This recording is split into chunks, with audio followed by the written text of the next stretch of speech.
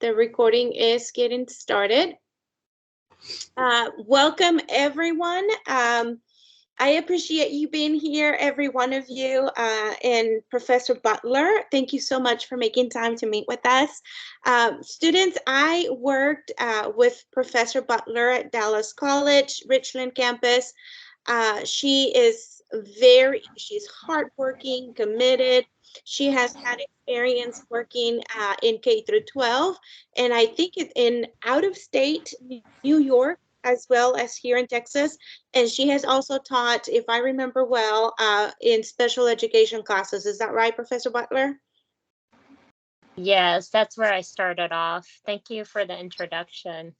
Um, I actually graduated from UTD with my finance degree, and I started working in the bank, and something just kept tugging at my heart, right? Saying that I was in the wrong field. So I joined the New York City Teaching Fellows, and I started teaching in New York City because I wanted a challenge, and boy, did I get a challenge. I thought you just had to have love and patience with children. And I realized I didn't have as much love or patience as I thought I had. I needed to increase that. And that on top of that, it takes a lot of skills to um, be a good and effective teacher. So you definitely have to have love and you have to have patience, but you also have to develop a lot of skills and strategies.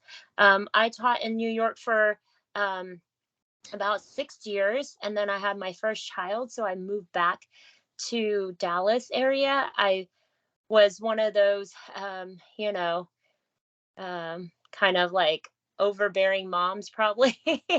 I had to send her to pre-K, knowing that that's probably the best thing for her, but I just didn't trust anyone, so I started working in the pre-K that she went to.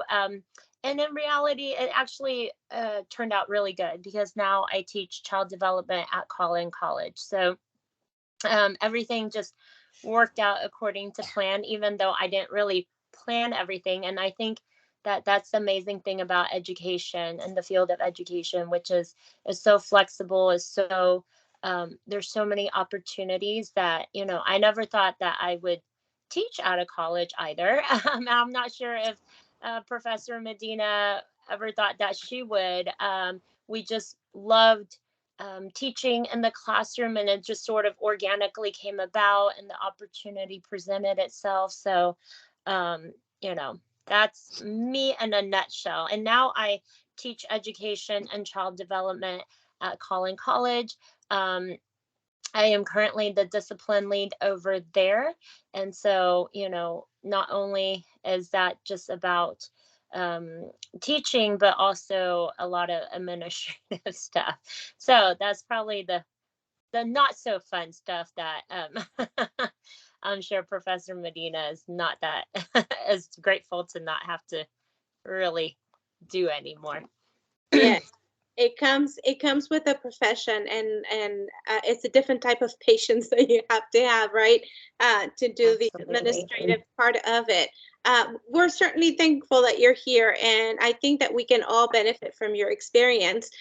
So I'm going to turn it over. Thank you for the introduction, and I'm going to turn it over to the students. They have a list of questions that I for their assignment. And students, if you think of any other questions that are not listed, feel free to ask. This is your opportunity to learn from from Professor Butler and her experience in education. So I'll go ahead and turn it over to you all.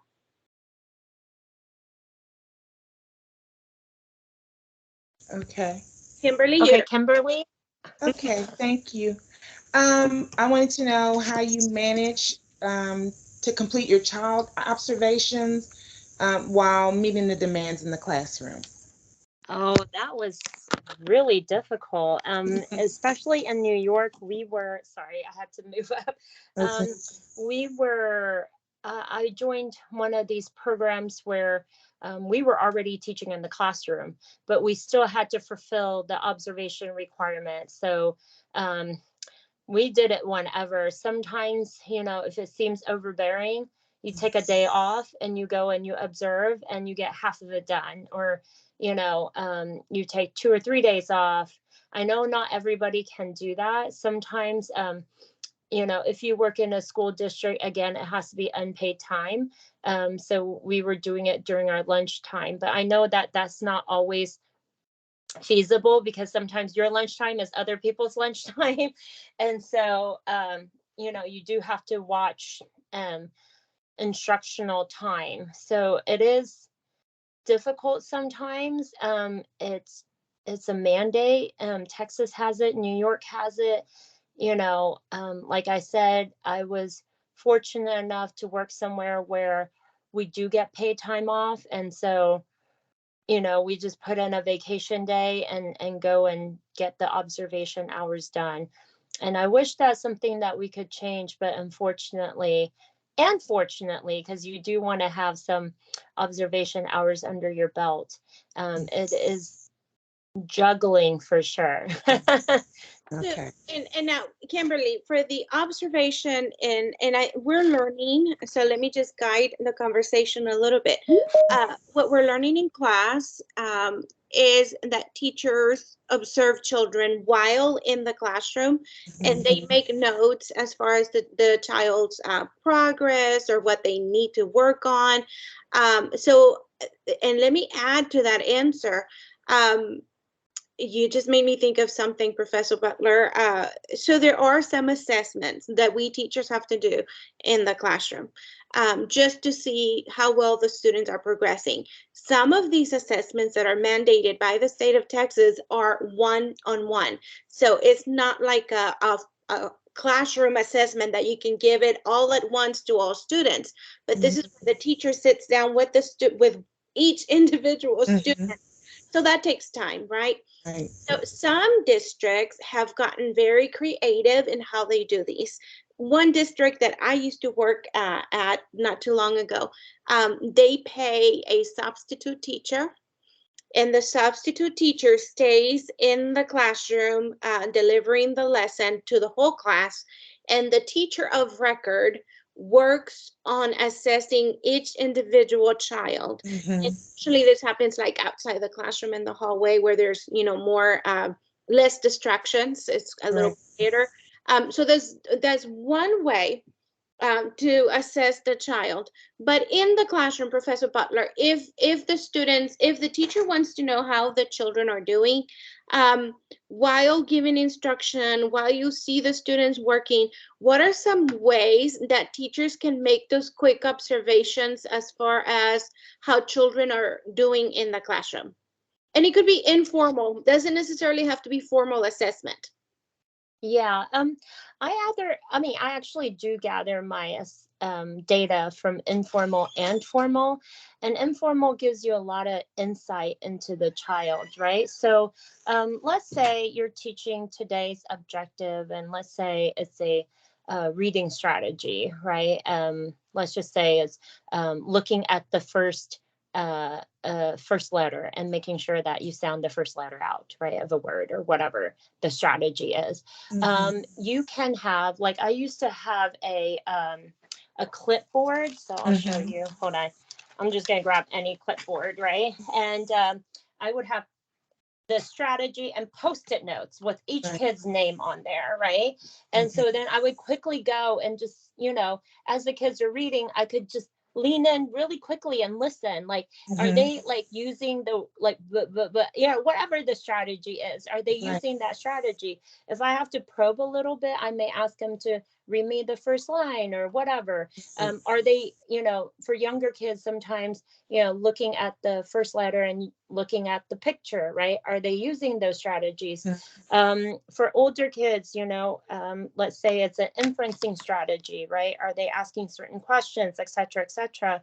That was a quick way for me to like kind of jot down the notes. Some teachers will even do, like those envelope stickers, like the stickers that you usually stick on the outside of an envelope. They get the bigger ones and they'll pre-type the questions or the learning objective, and then they'll just write the kid's name in, and then you just jot down a couple of notes. That way, each kid in my class had a notebook.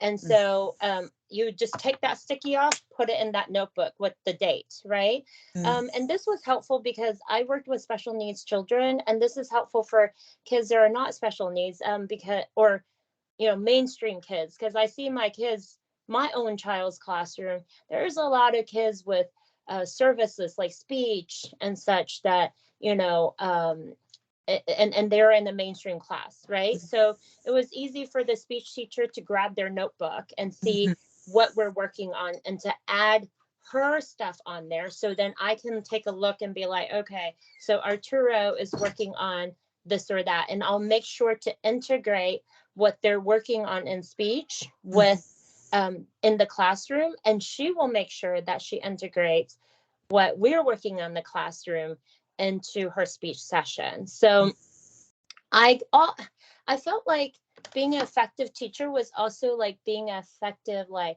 conductor or maestro, like there's so many working pieces, and you have to kind of put that system together where it makes sense and it's quick and it's effective.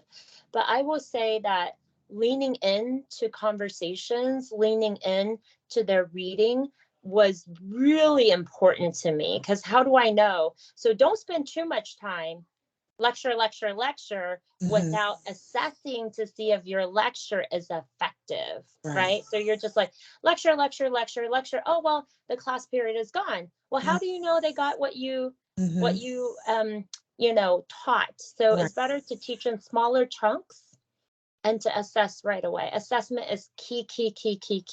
I mean, I was able to pull children up from non-readers to grade level, and I taught a bridge class, like kindergarten, first and second.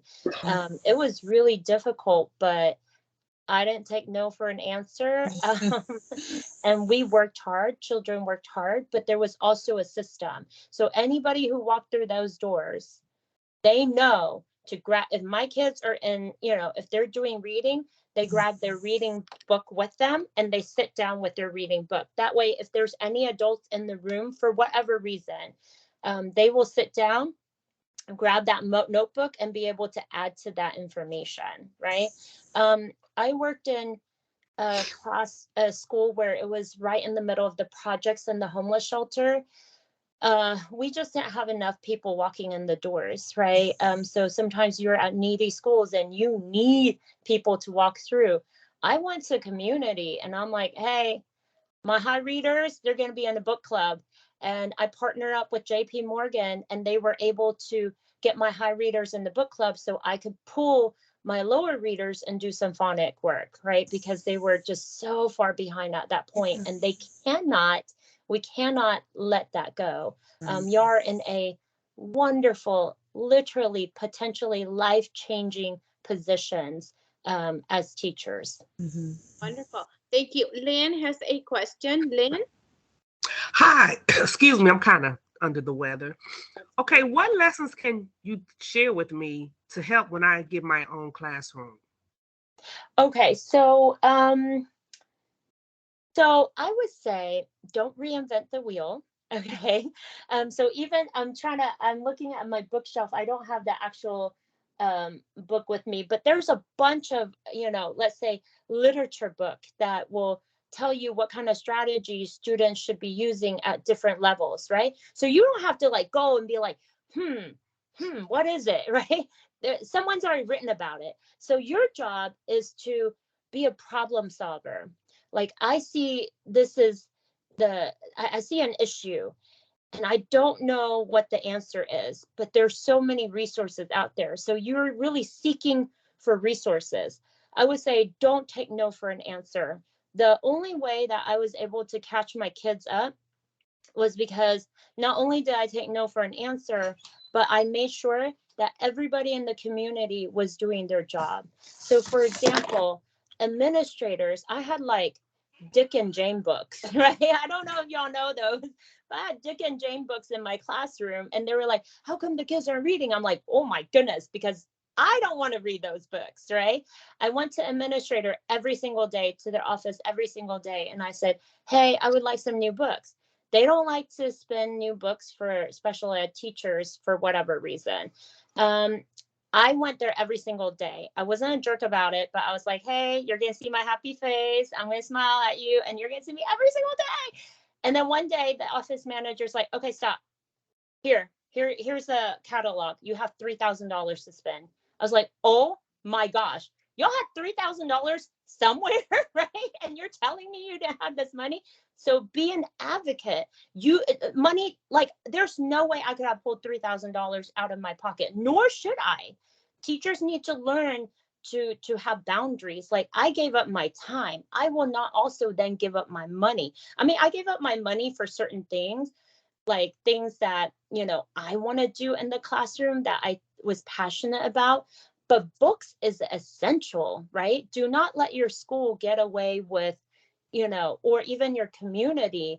The community always wants to help. If you just reach out to your local mom and pop store, you reach out to any of these big corporations, you're like, hey, I'm in a high need school, right? You go to Donors Choose and you write a really quick grant. The community is out there and they want to fund your projects. So don't be afraid to just move out of your little bubble, because sometimes it's like we're in the trenches. Like, I know that's not a good analogy, but sometimes we do feel like there's so much coming at us and it's a very isolating job, right? But you cannot do it alone. You have to do it with a team. And that's the other reason why I also got speech, OT, PT, whatever you are doing, come on in. You need to see what we're doing, right? And then we need to see what you're doing. And we got to work together collaboratively. And I sat the parents down too. I'm sorry, but teachers are just one part of the puzzle. So I'm going to give it my 110. What are you going to bring to this table? And I will tell you, I never had a parent complain after they realize that we're all on the same team, right? That, yeah, it's difficult to get your kid to do that homework, but it's also difficult for me to teach them during the school day. But I do my job, and you gotta come with it, right? So that's what I would suggest, is be that advocate, be that team leader, and round those people up, right? There is a group of people that is here to help students be successful. They just don't know it. They just don't know it sometimes, right? Every single person from the district, oh, I love district people too. They would walk in your classroom like, what is going on, right? And so I remember this one district guy, he was like, I'm going to come in your room and I'm writing a book. And I'm thinking, what does that have to do with me or my children? I call them my children, right? It was funny because I was a teacher in my 20s saying, my children, every day I went on, they were like, how many kids do you have, right? But, I would say, hey, what are you doing? No, that kid has his notebook right there. Feel free to open the book, sit with him, read with him. You're not here to, you're here. If you want to know what the kid knows, go ahead, open that notebook. I have no problem you checking my work, right? Now, you're also going to be part of the solution. Every person, what's so funny? District people stop walking through my door. They're like, let's stay away. She's going to put us to work. Yes. Right? Why not? Right. Why you get paid the big bucks, right? We're all in the same boat, right? And I was just going to add, when you mentioned the student folders and you're making notes as far as what the students are doing, how they're performing, maybe the areas of needed improvement. If you follow that strategy, very easily, when you have a parent-teacher conference, you can pull that folder, and that is hard data that you have, and that'll facilitate the conversation with the parents and tell them, this is what we're doing in the classroom. This is a sample of their work, and you can pull it out of the folder. This is where your child is. This is where your child needs to be at the end of the year. And this is what I'm doing in the classroom to help your child. But this is what I need you to do at home with your child so we can both work together to make progress. So that's how you get them to be on the same page as you are, you the teacher, because you need them to be working with you. And the selling point is, we're following the same goal. I have the goal of, student success and your child meeting this end goal, and I'm sure you want the same thing for your child. And if you do, this is what you can do. So we can both get your child where he or she needs to be. So that is very helpful advice that we can both give you as far as having the folders for each of the students. However you keep it, in a file cabinet with the child's name, in a folder, in a portfolio, however you keep it, but just have that data with you so you can easily pull it out, whether speak with the parents or whether speak with the administrators for a teacher evaluation. You can say, this is what I'm doing, and this is where my students were at the beginning of the year. This is how much they've grown based on the work that I've done. So if you keep that data, that's very beneficial, so you can communicate with all stakeholders what you've done and the progress that each child has done throughout the year. Great question. Anyone else? Some people, sorry, just to add on to that, some people keep it digitally. You can keep, a Google Doc or whatever. I personally just love to write stuff. That's just me, right? So you do it however you do it. The other thing, I'm glad you mentioned goal setting. I actually set goals with the parents at the very beginning of the school year. I let a week or two go by for me to get to know the kids, and also for me to notice the kids that need more of my attention. So I make sure to say something nice about those kiddos, right? And then we sit together and we put together our goals for that child. The child's involved, the parents involved. I used to do home visits, and right now I just don't know about that. And each state is a little different. Most teacher didn't. I was a special ed teacher, so it was a little different. But when I sat down and talk to the parent, I had my goal, which is they have to be grade level, right? And I thought that that's the same goal that the parent had. And I remember sitting down with one parent and I said, well, what's your goal for your child this year? And she said, I don't want my kid to be bullied. And I was like, oh my gosh, like your kid's been bullied this whole year, I wasn't there. I was new. And so I was like, oh my goodness, right? I would never have even thought about that. I had no idea what was going on. That's why they hired me for the class. And I made sure that her child was not bullied, right? I made sure after that to get her kid on grade level, reading, writing, etc. She told me at the end of the year, she's like, I really didn't know my kid could read, because everybody else that went through that classroom just set expectations so low, right? Just because they're special needs doesn't mean they can't read.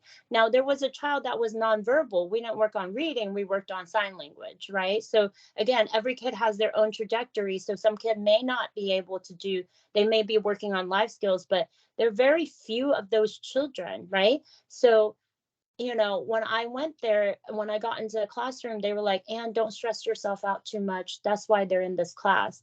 And I'm like, no, they're in this class because they need to catch up, right? Like my goal is not to keep a kid in self-contained. My goal is to make sure they get the skills so I can integrate them in a gen ed classroom or collaborative team teaching classroom. So yeah, just sit with the parents and then they know you're genuine too. Like you really want what's best for that child, and you want to know what their goals are too, right? Which is just as valid as our own goals for the child. Great point. Great point. Asking the parents what their goal is, because there may be some things that you are not, you don't have preview to that. So good. Great point. Anyone, I know we've just had a few students who have joined us. Great question, Kimberly. Anybody else? You're welcome. Anyone else? Any other questions? Feel free to unmute.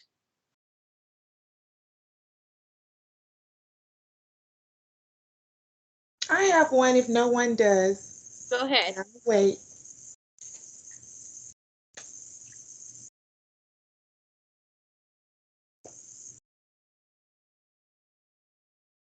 I think you could probably ask and let them think a little bit.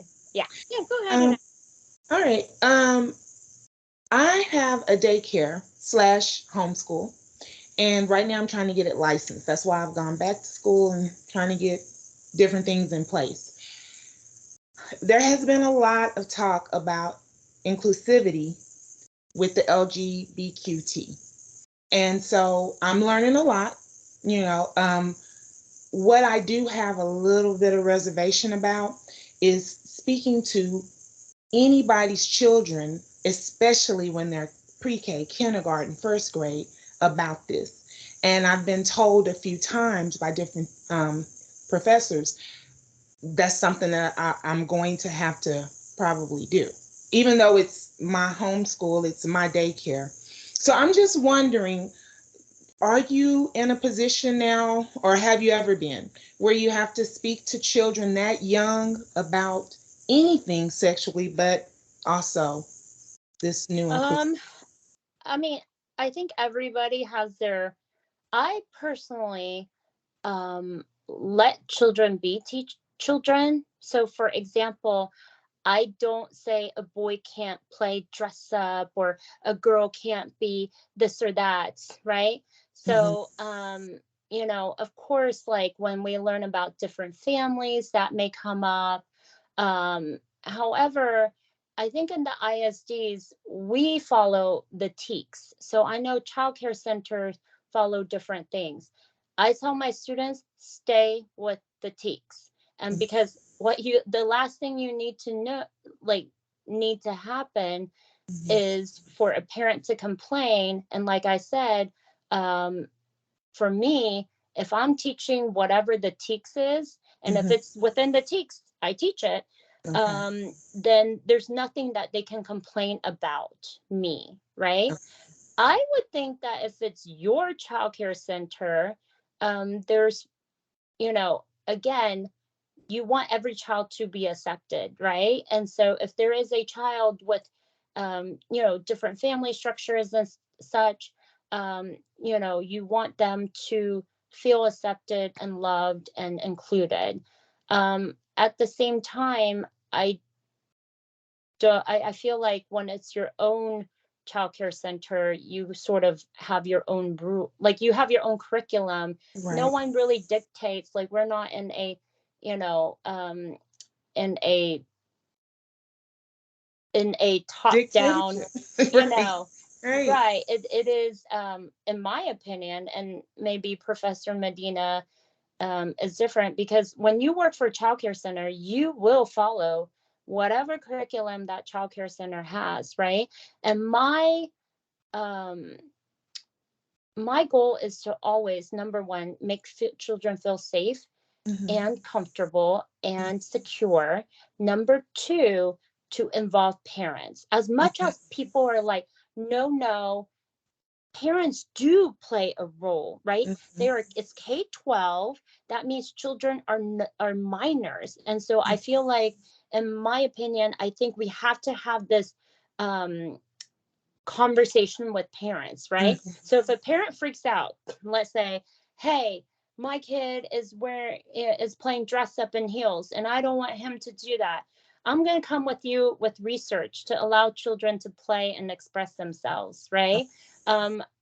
You know, that's just my take on it.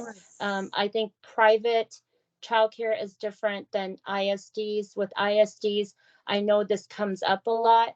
I want to say, you know, I used to say, make sure that you have the backing of your superintendent, but honestly, our superintendent has just sort of been pushed out because, and one of the issue was this issue. And so, you know. What district? Richardson. Oh, I see. Yeah, and so I was just going to add, if it is, and it's different. So if it's public schools, public schools receive federal funding. So there are stipulations attached to any entity that receives federal funding, and our stipulations that we have to follow is the curriculum that is mandated by the state. The curriculum that is mandated by the state is the TEKS, the Texas Essential Knowledge and Skills, under Texas Education Agency. So in exactly what Professor Butler stated earlier, that our job as educators is that children are safe, secured, is a risk-free environment, and that we are meeting the curriculum requirements. Now, there are pre-K guidelines, Kimberly, which are also published, and you can pull up, and I don't know if you've done that in your experience, but these pre-K guidelines also address the social emotional aspect of the child, in which, in a nutshell, is making sure that the children, we're inclusive. Our curriculum represents the identity of the children, that we value diversity. Professor Butler, mentioned family structure. So the diversity is, you see it in many ways: gender, socioeconomic status, ethnic background, language, right? You have second language learners. So if any, and Professor Butler also said, if anybody asks questions, your backup is going to be the curriculum that you follow. And as a daycare director, I'm pretty sure that you have either staff or lead faculty that, or staff that look at curriculum, and you make a decision as far as which curriculum you're going to follow. And when you meet with your parents, you tell the parents, we follow this curriculum, and parents have the freedom to explore what that curriculum looks like. And then you also back up your decisions by research, right? So one is what curriculum you follow, and then two, what research shows, because as educators, you always want to implement best practices, right? And our decisions are based, and as we're studying in class, is what research shows. We study different theorists, we study what their findings have been, and based on those findings is how we enact in our classroom our instruction. So Professor Butler said it very well, but your backup is the curriculum and the research, what research shows. And be open, be very transparent with parents in case you want to be proactive. You want to be able to make sure that you have everything out there for parents to look at and explore, and yet if you can have meetings, if you want to, monthly meetings with parents, just so you can prevent any parents from becoming irate based on something that a teacher said, or a textbook, or a book that was read. Rather, parents knowing that you're inclusive, you value diversity, this is a curriculum you follow, this is what the research shows, and then before it happens, you've already informed the parents.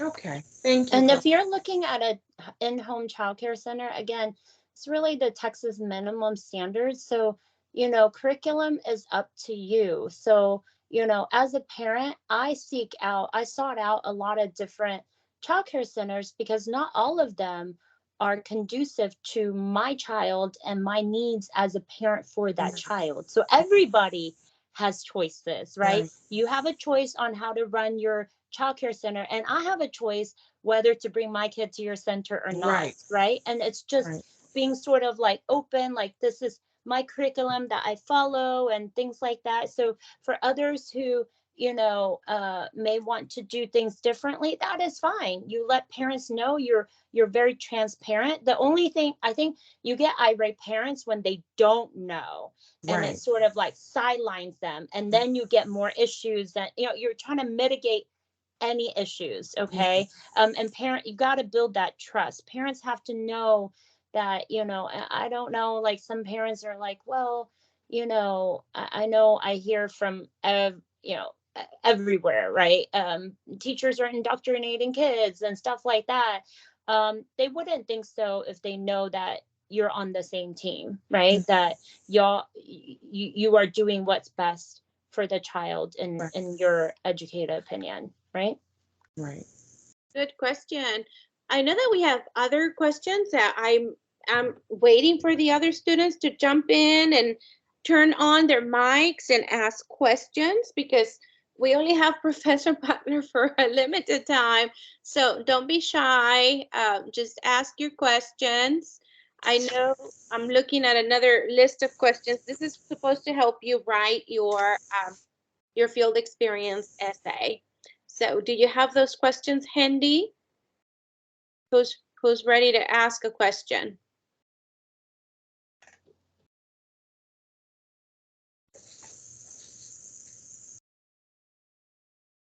And I don't know if anyone's typing on the chat, but I don't see.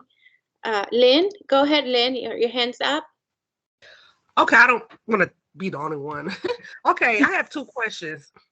Can you talk about you as a teacher, your formal evaluation, and also your goal setting process? Okay, that's okay. So here's my thing. I think everybody works in a different way, right? I myself cannot be micromanaged. I need you to kind of tell me what it is that you want, and I go at it and we collaborate and talk about it, right? So that's number one, because you may be working on something and your principal may be looking at something else. So you want to make sure that when you get hired that you and your principal are on the same page. So it's not just your principal interviewing you, you are also interviewing your principal to see if y'all work in the same ways. And if you don't work in the same ways, then you need to really seriously look at a different school, because evaluation is very important and it follows you within the district and even without, depending on what evaluation system the school district uses, right? So in New York, what used to happen is we would get a observation meeting. So they would sit down with us, they would say, hey, what are you going to teach? And they would kind of give us some feedback, on if they think like it's too broad or whatever it is. They'll give us some feedback and they'll ask us, what is it that we're going to teach? We give them the actual lesson plan, and then they're going to come in and then they're going to see if we're doing what we say, right? So in a class, sometimes you can execute all 10 items. Sometimes, depending, maybe the kids are a little bit restless that day, whatever it is, right? So I need to know that as long as I get my objective, right, that my principal can give me the feedback of, oh, you skipped these items, but not fail me for that, right? And because I'm a very flexible teacher, and if I see kids are a little bit restless, I'm not going to be like, well, I got 10 items I got finished and you better sit there until it's done, right? I will work with them and sort of still achieve my learning objective, but maybe not go through all of the steps, right? So, and usually the principal will grade you on a rubric, right? If you don't pass, they will put you on a plan. Oh God, what is that called? Plan. A what? Growth plan. On a growth plan. And my friend just called me about that, and she was like, I was just let go. My contract was not renewed. And again, she didn't click with the admin, right? And there were areas of growth that she needed to work on. But it was also because it was already a little off from the beginning, right? So she was put on a growth plan. And so on your growth plan, they will say, you need to meet X, Y, and Z. He sat down with her, said, you met X, you did not meet X, Y, and you met X, but not Y and Z. And therefore we will not renew your contract, right? Depending, if that principal does not renew your contract, it's very difficult to find another principal within that same district to renew your contract. Sometimes people will go outside of the district. Sometimes people will go into a charter school or a private school and then perhaps come back. I know sometimes they will ask you, right? When you go to another district or whatnot, have you ever been on a growth plan, or have you ever been given an unsatisfactory rating, et cetera, et cetera. So hopefully you will be paired up with a good principal. I personally don't take offense when, so some of my colleagues get really upset if they don't get like the top, right? I actually feel better when they give me some feedback, because I know we're not perfect teachers, right? I actually take that opportunity to really perfect my craft or try to get better at it. So I remember one district person came in and she was like, amazing classroom. I loved it. I loved it. One thing I noticed was that your kid kept missing one word, but that word wasn't on your word wall. But she opened his writing notebook, and I would have them go and circle that and then look up the word and write the correct word during their editing process. And she's like, that word, could be on your word wall. And I was like, oh my gosh, yeah, sorry, I think it was the network was going out. So I thought, oh my gosh, that's ingenious. I mean, it's so simple, but I just didn't think about it because you're so, in the trenches, right? And so I did not take any offense to it. In fact, that is something that I use every single year. I make sure that, when the kids don't get, and I see a pattern of them getting that word incorrect, I'll write the word, they cut it out according to the shape of the word, and then they themselves get to like, staple it on, and you'll notice like they'll start spelling and they'll look up like at the word that they constantly misspell. So I don't, don't take it offensively. Like, well, how dare you say that about me, right? This is it's supposed to be there so we can better our teaching skills. Now I think it's a very legitimate question to ask your principal when you're interviewing, right? How do you use evaluation, right? What do you normally look for? What is your procedures for doing that, et cetera, et cetera? Because again, you want to make sure that you're a good match with admins, and admins are a good match with you. It makes everyone's job easier. And I put on the chat, Professor Butler described what we use here in Texas. We use what we call the T-test, and it's called Texas Teacher Evaluation Support System. So you've mentioned the rubrics, you've mentioned the evaluation. So you can, and I added a link that you can click on, and it'll open up the rubric so you know what you're going to be evaluated on. You're evaluated on environment, on instruction, on planning, and on professional development. And each of those categories has different domains, but the proficiency levels, you want to be at least proficient. Then there's distinguished. The very highest level is distinguished. The lowest level is improvement needed. You don't want to be on the improvement needed. So you can always, and there's a pre-conference before observing, and then you both, the administrator and the teacher, agree on what day you want to be observed. So it's not a surprise. You know when to expect an administrator to come and evaluate you. They'll be there from beginning of the lesson till the end of the lesson, and then at a later time, different day, they meet with you to go over those observations and give you feedback, and then you go from there. But it's supposed to be a support system. It's not intended to be punitive. It is supposed to be a support system, and if there is areas that needed to be improved on, they're supposed to give you support and feedback. In minimally, if you don't do well, then you're placed on a growth plan, but it's not supposed to be immediately that way. You should get some resources and some help.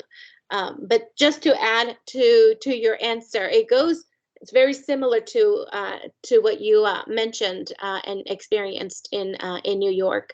Okay, great question. And just to add on to that, make sure you take their feedback and implement their feedback. And so I always look at, whenever people give me feedback, I always look at it, especially before, I implement it, but I also double check it before my next observation. Because what you don't want to show your administrators is that you just didn't care, right? And that they're giving you the same feedback over and over again. Yes. Good. Take note of that. Excellent. And if you do get good feedback, by the way, I put that in my portfolio. So I have like, I will print them all out. I'm like, and I will show people like, and this is why, you know, when you are a good teacher, it is easy to find jobs, like dime a dozen. You have a portfolio, it's got all these ratings, it shows what you're doing.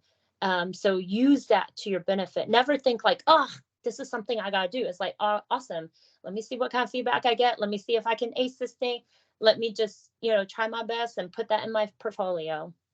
And it's also good to show growth too. Let's say the first one you got proficient, and then later on you start to move up, right? Um, don't hide that proficient. No, show, or even if you had needs improvement and then became proficient and then distinguished, right? That shows that, oh wow, you're growing, that you're a reflective teacher. Great advice. Love that. Thank you, Lynn, and thank you, Kimberly. Who else is gonna be brave enough to ask another question? Because I'm sure we have other questions. There's a question on the chat.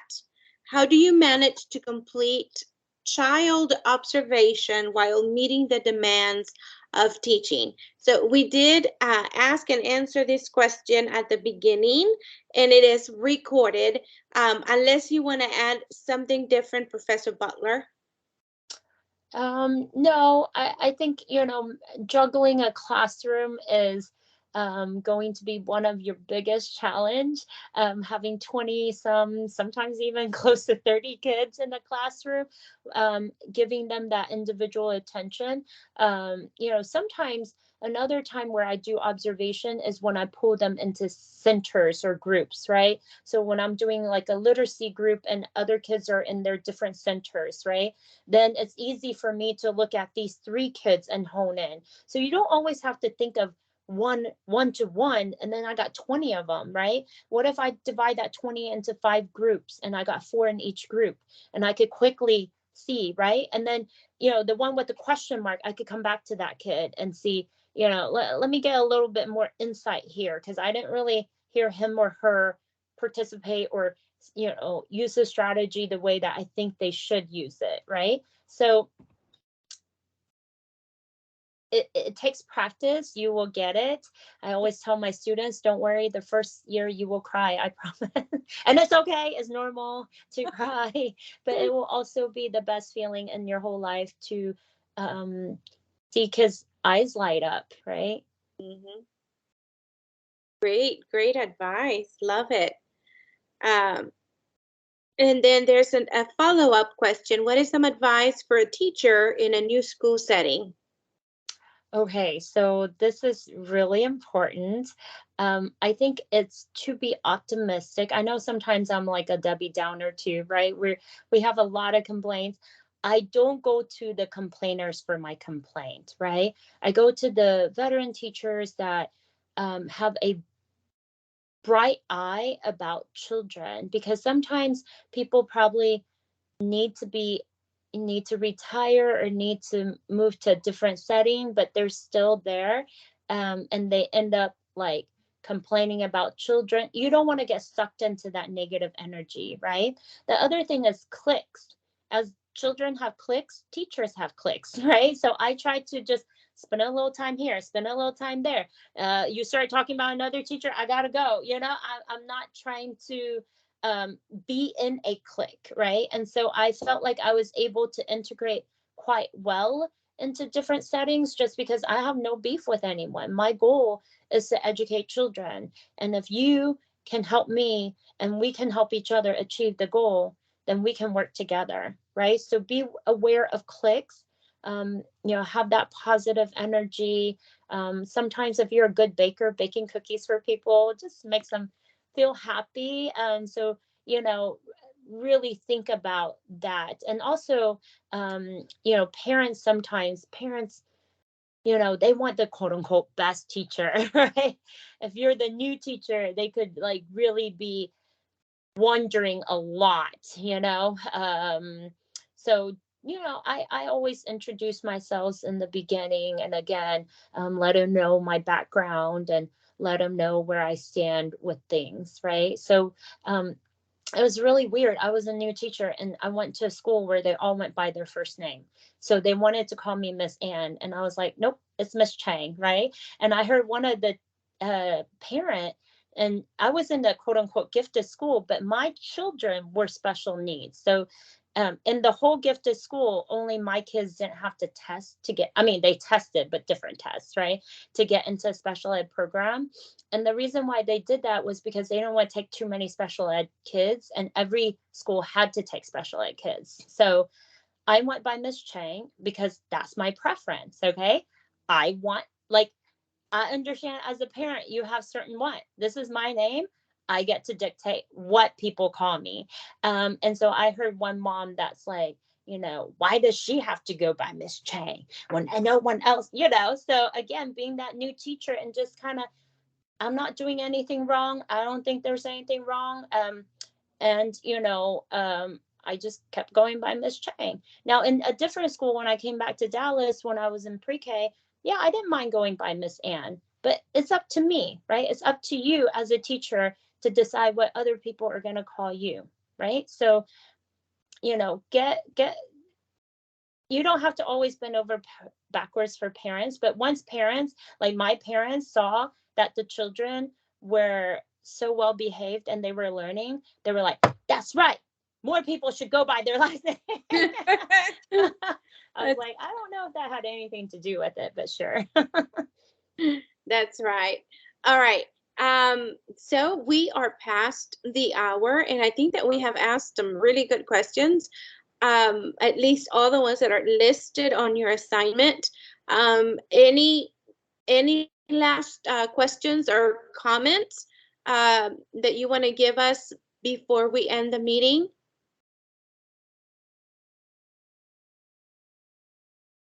Great. Well, Professor Butler, I thank you for your time. It's phenomenal. You've given them some really good advice. Your experience certainly helps with all the questions that they have asked. I thank you for being here and taking time out of your busy schedule. I hope that my students are thankful as well. They are putting. You're welcome. Thank you. And you have some comments on the chat as well. They are thankful and saying that it was an amazing interview. Thank you, students. I'm so glad that you were able to log in. Nice seeing you. Thank you. Talk to you soon. Thank you. Thanks. Bye-bye. Bye. Bye.